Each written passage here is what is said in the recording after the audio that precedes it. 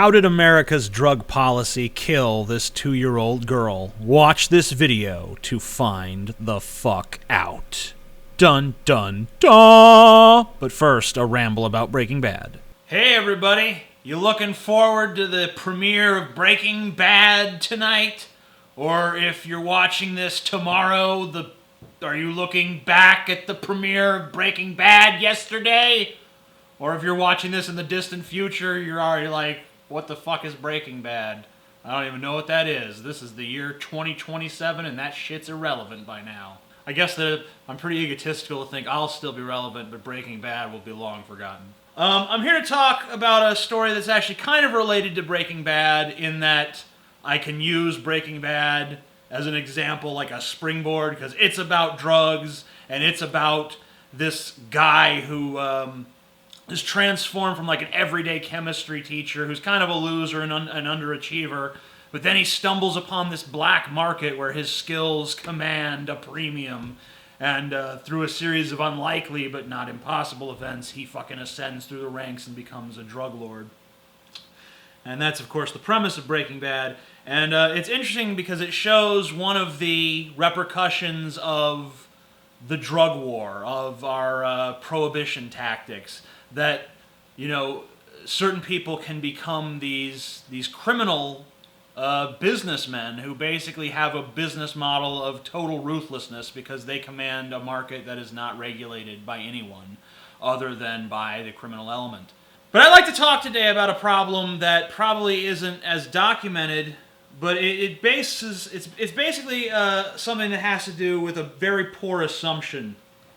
Alexandria Hill, 2 years old, dead because she was taken from her loving parents and given to this useless sack of less than shit, Shelley Small, who threw Alexandria to the ground and caused injuries that resulted in her death.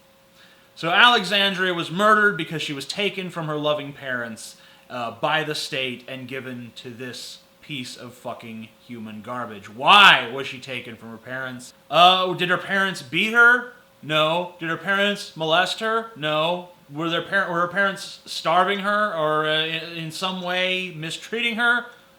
No. Not to my knowledge.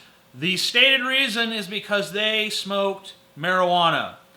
Her parents smoked marijuana, therefore they were unfit parents, but Shelley Small, who tossed a child to her death, and the girl's previous foster parents, who were also abusing her, it's okay for them to have children. The state says, all right, violent, crazy person who likes to abuse children, have some children, because we don't want to leave them with these irresponsible pot smokers. What a story like this basically highlights is that the drug policy in this country is ridiculous. We have created these black markets. We have created this false stigmatization of drug users. We have done everything in our power to make these substances the villains. You know, it's just like during the Prohibition era, in the lead up to Prohibition, everyone blamed all of the ills of society on alcohol. Why do husbands come home and beat their wives? It's because they're getting drunk. Why do they come home and molest their daughters? It's because they're getting drunk. Why are they lazy at work? It's because they're getting drunk. Why, you know, like everything wrong in society, you can just trace it back to the drink. And they got rid of the drink. And guess what? The ills of society remained because the fault lie not within the booze, not within the marijuana or the cocaine or the methamphetamine. The fault lies with us. The problem is human fucking nature. There's nothing you can do to fix that, at least not yet.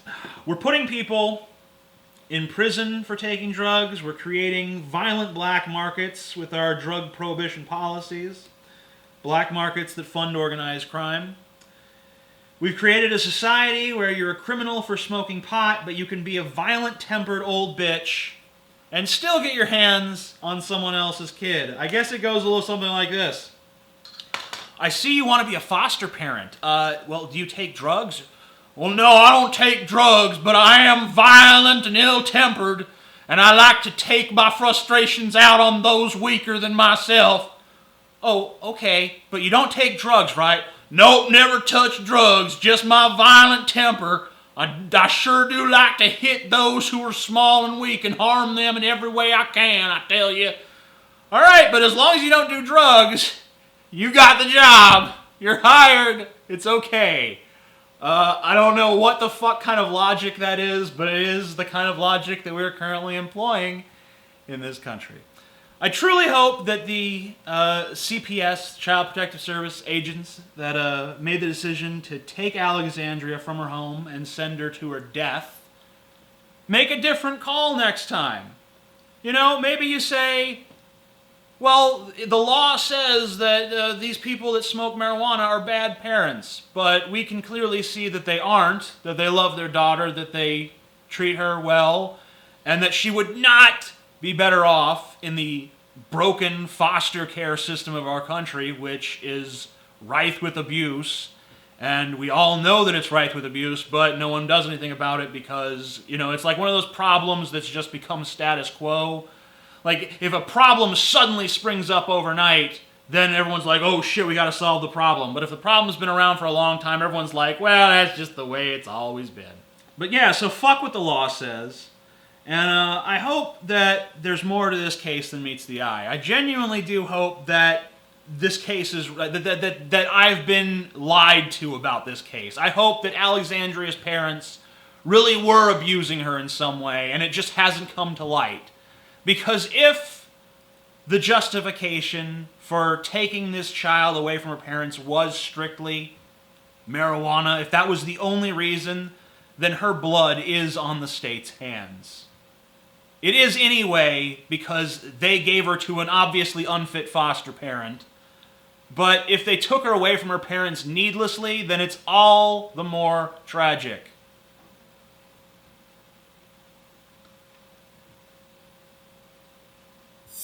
Hey guys, hope you enjoy Breaking Bad tonight or yesterday or whenever it was in relation to when you're watching this. If you like this video, please comment on it, rate it, subscribe to my channel, share this video with other people. I have a book. It's called Neckbeard Uprising. No, it's not Neckbeard Uprising, but it has Neckbeard Uprising in it. It's the Douchebag Bible. It contains 3 of my previously published books, including Neckbeard Uprising. So if you want that, it's available. Signed copies, unsigned copies, and digital download. There was a problem with the digital downloads initially where it was still charging for shipping, which of course doesn't make any sense, but that problem has been remedied, so if you want a digital copy, now is the time to get one. I guess that's all. Peace the fuck out.